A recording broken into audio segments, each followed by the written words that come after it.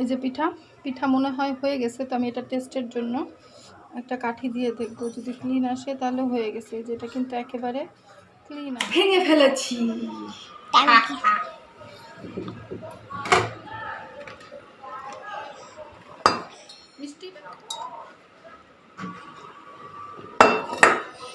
Coconut আমি খাবো। একটু টেস্ট করেছি সাথে। কি খাও? কি খাও? কোকোনাট পানি। সেই লেখা দাও। যার যার পছন্দ কোকোনাট পানি, আমার পছন্দ। যার পছন্দ কোকোনাট পানি, যার কোকোনাট পছন্দ, যার যার কোকোনাট ড্রিঙ্ক পছন্দ, সবাই লেখা দাও কমেন্টে যার যার কোকোনাটের পানি পছন্দ।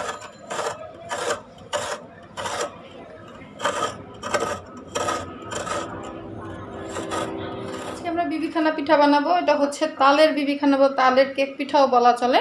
তো এর জন্য প্রথমেই সব শুকনো উপকরণ নিচ্ছি। প্রথমে নিলাম হচ্ছে কি আমরা বাবা এটা নিলাম 1 কাপ হচ্ছে আটা নিলাম। চালের গুঁড়ি দিয়েও করলে হয়, অথবা দুটো মিক্স করেও করা যায়, বাট আমি জাস্ট হচ্ছে শুধুমাত্র চালের গুঁড়ি দিয়ে, চালের গুঁড়ি তো নয়, আমি করব হচ্ছে আটা দিয়ে। আর এর মধ্যে এখন দিয়ে দিব হচ্ছে 1 চামচ বেকিং পাউডার। 1 চামচ বেকিং পাউডার দিয়ে দিব। তারপরে দিয়ে দিব হচ্ছে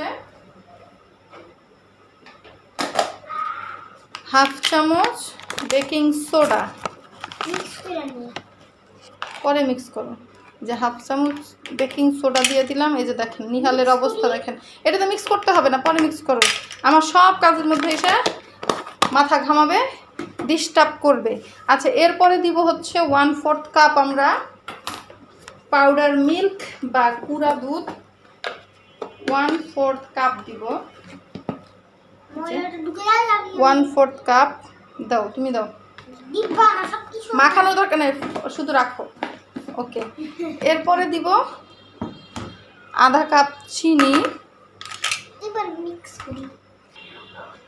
এই যে 1/2 কাপ চিনি দিয়ে দিলাম। আমাদের মোটামুটি সব শুকনো উপকরণ দেওয়া শেষ। এখন হচ্ছে এগুলাকে একটু মিক্স করব। আর মিক্স করা হয়ে গেলে তারপরে বাকি যেই জিনিসগুলো আছে সেগুলো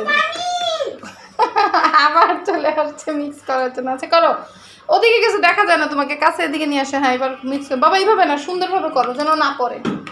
তো এখন নিহাল মিক্স করতেছে, দেখেন কিভাবে মিক্স করে। এইভাবে যদি মিক্স করে তাহলে হয়। নিহাল করতেছে বাবা, এই যে পড়ে গেছে। আচ্ছা দিলাম এইটা। এখন এরপরে দিব হচ্ছে এর মধ্যে চিনিও দেওয়া শেষ, সব কিছু মোটামুটি দেওয়া শেষ। এখন এই যে পয়রা যায় দেখো, এই যে এইভাবে মিক্স করতে হয়। তো সবগুলা উপকরণ দিয়ে দিলাম, বেকিং সোডা বেকিং পাউডার, যাতে একটু সুন্দর মতো ফোলে, এর জন্য সোডাটা দেওয়া, নাহলে তো পাউডার দিয়েই হয়ে যায় বেকিং পাউডার।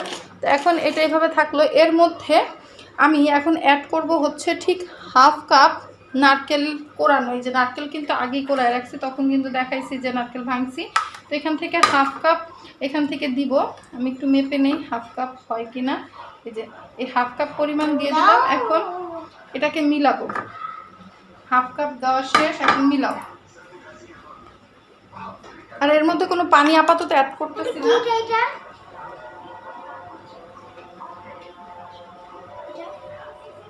এই পিঠায় দিব নারকেল। আর এর মধ্যে লবণের পরিমাণটা আন্দাজ মতো দিবেন। আমি এখানে হচ্ছে 1/4 চামচ দিচ্ছি। এই যে এখন এতটুকুই, আর একটু দিয়ে দিই, একবারে ঝামেলা শেষ। যদি লাগে পরবর্তীতে আবার টেস্ট করে দিব। আর এখন এখানে দিব হচ্ছে 1/2 কাপ তেল দিয়ে দিব। তেল দিয়ে দিব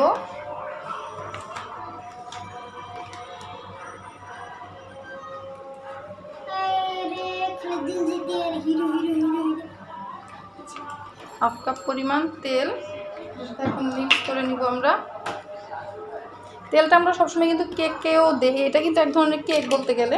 তো এর জন্য কিন্তু এখানে দেওয়া। আর এটাকে মিক্স করা হয়ে যায় হোক, এদিকে আমি আবার তাল নিয়ে আসি, কারণ এটা যেহেতু তালের পিঠা তো তাল তো দিতেই হবে। আর এর জন্য আমি 1 কাপ পরিমাণ তালে। এই যে আমাদের ব্যাটার কিন্তু রেডি হয়ে গেছে অলমোস্ট, কারণ এখানে একটা ক্লিপ ডিলিট হয়ে গেছে, এর জন্য দুঃখিত। যে এখানে আমি 1 কাপ পরিমাণ হচ্ছে তাল অ্যাড করেছি। আর তার আগে তো যা যা অ্যাড করেছি দেখিয়েছি, যে হাফ কাপ চিনি ছিল, হাফ কাপ তেল, তারপরে হচ্ছে হাফ কাপ নারকেল কোরানো আমি এখানে মিক্স করেছি। এই যে ব্যাটারটা কিন্তু হয়ে গেছে। আর চিনিটা কিন্তু গললে আর একটু এটা সফট হবে, আর একটু নরম হবে, তো আর একটু পাতলাও হয়ে যাবে।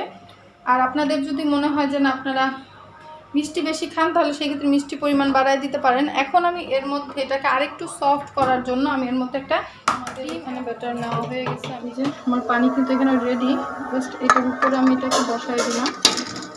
এখন এটাকে ঢাকনা দিয়ে ঢেকে দিলেই আমাদের কাজটা কিন্তু শেষ। তো এর জন্য আমি একটু বড় ঢাকনা ইউজ করব।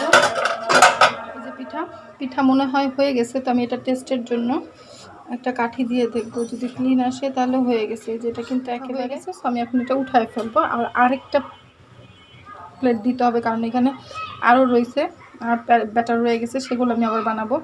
তো এটা উঠাই, তারপর দেখি